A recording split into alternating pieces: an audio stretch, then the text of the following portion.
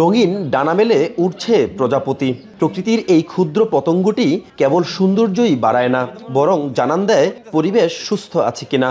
বলা হয় কোনো অঞ্চলে যত বেশি বৈচিত্র্যময় প্রজাপতি দেখা যাবে সেখানকার পরিবেশ ততটাই নির্মল। কিন্তু জাহাঙ্গীরনগর বিশ্ববিদ্যালয়ের চিত্রটি এখন ভিন্ন। তথ্য বলছে 2010 সালেও এই ক্যাম্পাসে 110 প্রজাতির প্রজাপতি দেখা যেত, অথচ 2025 সালে এসে সেই সংখ্যা ক্রমেই হ্রাস পাচ্ছে।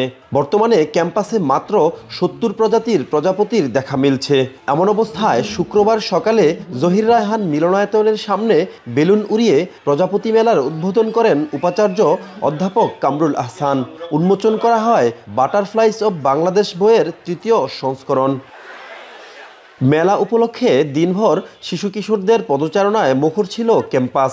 ছিল ছবি আঁকা প্রতিযোগিতা, ডকুমেন্টারি প্রদর্শনী এবং বর্ণাঢ্য র্যালি। বেলা বাড়ার সঙ্গে সঙ্গে বাড়ে দর্শনার্থীদের ভিড়। প্রতি বছরের তুলনায় এই বছর প্রজাপতির সংখ্যা খুব কমই দেখছি, কিন্তু বরাবরের মতো অনুভূতিটা একই রকম যে প্রজাপতি মেলা দেখতে আসবে। আমি প্রতি বছর বাবার সাথে প্রজাপতি মেলায় আসি।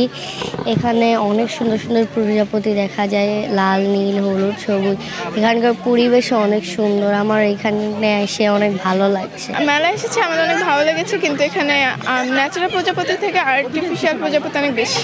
প্রজাপতি একটা প্রাকৃতিক প্রাণী, এই প্রাণীকে আসলে বইয়ের পাতায় চেনানোর কিছু নাই। এটা যদি বাস্তবে দেখানো যায় তাহলে বাচ্চারা এটার সাথে মিশতে পারবে। আমরা চাচ্ছি যে এই গণসচেতনার মাধ্যমে আমরা যেন প্রজাপতির প্রতি সংরক্ষণ এগিয়ে আসি।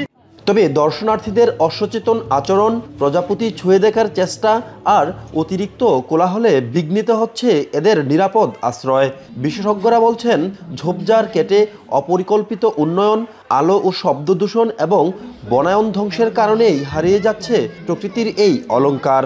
প্রজাপতি আসলে দিন দিন কমে যাচ্ছে, বিশেষ করে আমাদের দেশের। এর প্রধান কারণ হচ্ছে আরবানাইজেশন, র্যাপিড আরবানাইজেশন এবং আলোক দূষণ। বিশ্ববিদ্যালয়ে আমরা পরিবেশ বান্ধব যেই পদক্ষেপগুলো সেগুলো নিচ্ছি। এই বিষয়ে আমরা অমনোযোগী থাকার কারণে সেই পরিবেশটা ফিরিয়ে আনার জন্য একটু সময় লাগছে। বর্তমান প্রশাসন এ ব্যাপারে খুবই আন্তরিক। প্রকৃতির ভারসাম্য রক্ষায় প্রজাপতির ভূমিকা অপরিসীম। কোলাহল মুক্ত পরিবেশ নিশ্চিত করা না গেলে এদের টিকিয়ে রাখা কঠিন হবে। শুধু মেলা নয়, সারা বছরই এদের সংরক্ষণে কাজ করতে হবে। হুমায়ুন কবির, এখন সাভার।